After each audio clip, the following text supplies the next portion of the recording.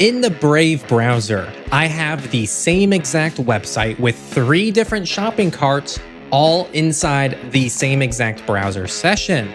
That is because Brave got containers, and many people missed this announcement. That means you can have 3 different Discord accounts in the same browser and not have to switch around. You just go here, you just say open in container, social, and then that's going to have its own login credentials. And you see this cart is empty. Brave enabled this feature, and you can add a ton of new containers. You can customize these things, and this is a great way to isolate your browsing data from a usability perspective. So Henry, how are you going to talk about containers a whole video? Well, I'm not. I'm going to talk about containers and profiles for a whole video between 2 browsers, because here's the thing. There was a legacy debate that lasted until, I guess, not that long ago, between Brave and Firefox and their implementation between profiles and containers. You see, Firefox has always had the containers extension. It's a third-party extension that you install, and it gives you this exact functionality I just showed you in Brave in Firefox. Brave, on the other hand, has taken a different approach, which is to use profiles. This, essentially, what it does is allows you to create different profiles, and each profile is going to have its own data attached to it. So if I click add new profile, I say work, done. If you go into your browser settings and you change the bookmarks bar to always be on, you're going to see it doesn't impact the other profile. It's pretty much like having 2 of the same browsers it's the same browser on the same machine. So profiles really separate everything from the ground up, including your browser settings, whereas containers live inside the same browser session. It's all the same settings. It's just separating per tab. And historically, Brave only had profiles and Firefox only had containers. So a big reason to pick between these browsers was one of those things. Now, here's what a lot of people didn't know, including myself until just a few years ago, but Firefox actually has profiles built into it. And it was hidden behind a lot of weird things, and they just practically weren't going to be there. But did many of you catch the fact that profiles are actually now built into Firefox? Yes, you can literally add new profiles in Firefox, just like I showed you in Brave. So you can do work, you can switch it to Amazon.com as the default, and it doesn't actually change the other one, because it's pretty much like having 2 different browsers, but it's the same browser. The other really interesting change that just came out, I believe today or yesterday, is in Firefox 153, containers are no longer a third-party extension. Now, this is still kind of in progress, and they do warn, proceed with caution.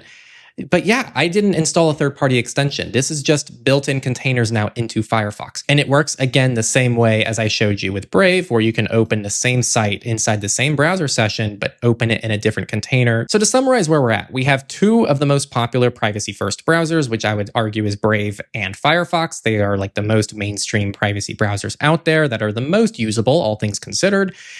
And they now have the 2 same exact functions across them that previously one of them picked a side in an approach that they wanted to take, forcing you all to have to pick between your favorite implementation. Or maybe you guys don't care and you weren't using any of these features, but honestly, seriously, if you're not using either containers or profiles, there's probably some cool workflows you haven't explored yet, because these features are really powerful when you start playing with them. Now, I have a really interesting thesis here, and I have some thoughts, but before I get there, I know a lot of you are going to be wondering when I should use each and just some practical tips. So I think profiles are more for setting up something a bit more permanent. They're for completely separate contexts. And I think if you're asking, do I need a second browser for this use case, is when you should first ask, can I do this with a second profile? So for example, if you have different extensions, like you have work extensions and you have personal extensions, that you might ask, oh, I should just use a second browser for work. And that's not the wrong thing to do. But if for whatever reason you want to keep everything in the same browser, a second profile might actually solve that for you, and you can have your work extensions in one browser profile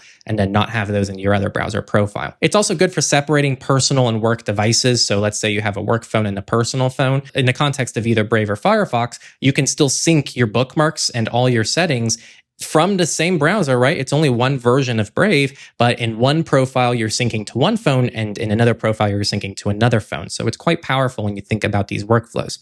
Containers, on the other hand, exist within a profile. Even if you don't use profiles, just having your browser is a profile. So containers live inside of that profile. It's more ephemeral, I think. It's more designed for I'm doing something and I want to access the same site, or I want to access a cluster of websites like social media sites within one kind of container inside of my profile. I think where containers really shine is when it comes to managing more than one user account. So let's say you have more than one Discord account or some other platform that doesn't support multi-account setup, which I haven't used Discord in years. Maybe they added that feature. But if you use containers, that's just a non-issue. Or maybe you want to check out using different information.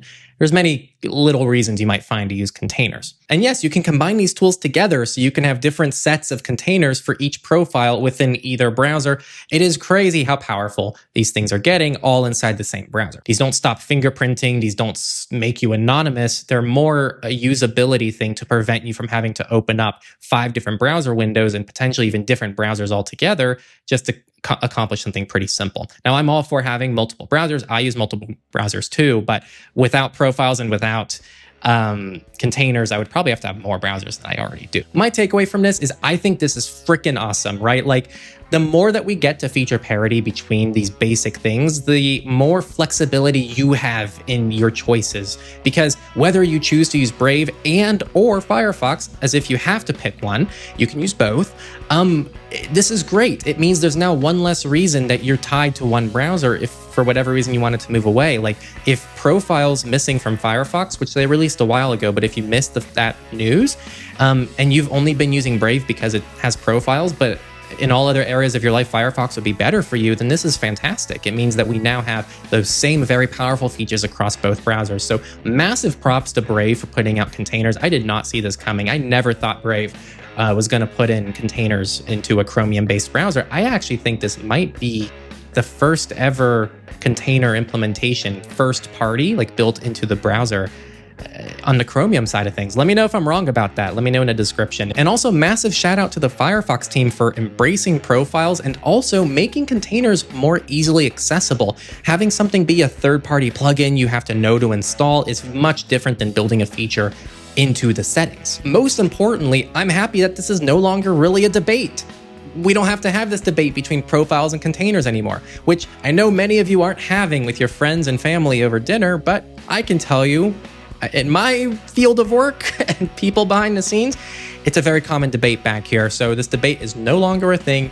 Pick either Brave or Firefox, or ideally anything downstream of Firefox, I suppose. Like anything that's forked from Firefox should inherit these new features as well. And that's it. Everybody wins. Both browsers are kicking ass. Pick the one that's best for you. Let me know if you learned something today. And if you want to keep up with other news, I also publish this stuff on our free newsletter, Surveillance Report. It's an accompaniment to our podcast, but if you just want a 5-minute inbox read without needing to doom scroll or keep up with tons of news, I give you just all the news you need to know about digital rights in one place. So check it out. It's completely free, no spam. See you all next time on Techlore, and I hope you liked this quick little demo.